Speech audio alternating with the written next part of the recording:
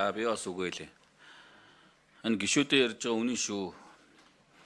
Засгийн газар нэг гараараа болохоор төрийн албаа агчд гэдэг юм уу, боловсрол эрүүл мэндийн салбарын ажилтны цалиг нэмнэ гэж яриад нөгөө гараараа болохоор одоо нөгөө талдаа 10% нь хасна гэж шүү дээ. Зардлын. Энэ чи юу гэж ойлгох юм? Нэмэх гээд байгаа мó, нэмэхгүй гээд байгаа мó? Зүгээр нэг ингээд нэг багш эмч нарыг нэг хуурж өнгөрөх гээд байгаа мó? Одоо энэ эмнэлэг энэ сургууль цэцэрлэгүүд чинь төсөв нь маш хүнд болцсон юм биш үү? Зөвхөн энэ төрийн байгууллагууд одоо цалингаас өөр гүйлгээ хийхгүй бүх гүйлгээнүүдийг хаацсан, татцсан. Энэ эмнэлгүүд чи өөрөөсөө эм тарианы мөнгө байхгүй, өвчтнүүдийг өөрсдөө эм тарианыхаа мөнгийг олж ир, эм тариагаа өөрсдөө олж ир гэж ингэж явуулж шít.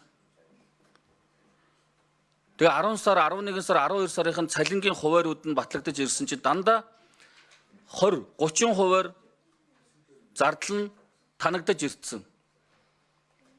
Өмнөх онтой харьцуулахад.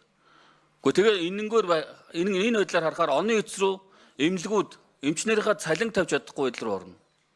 Сургууль багш нарын цалин тавьж чадахгүй байдал руу орохоор цэцэрлэг мөн адилхан. Ийм хүнд байдал руу орцсон байна шүү дээ. Гэтэл өнөөдөр худлаа ингээд нэг цалингийн нэмнэ гэдэг байдлаар ингээд асуудал хандаад одоо нэмэх гэж байгаа мó гэхээр одоо урсгал зардлаа 10% хас гэдэг ингээд зөрүүлээд ингээд бойкотонд оруулаад энэ чи ямар улс төрийн гэдэм үү, ямар эдийн засгийн шийдвэр гэх юм бэ? Энэ зөв шийдэл мөн үү?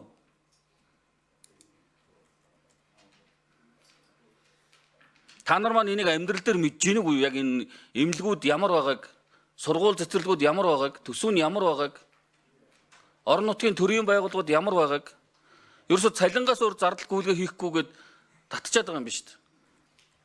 Энийг энэ сангийн яамныхаа мэдж байгаа юу?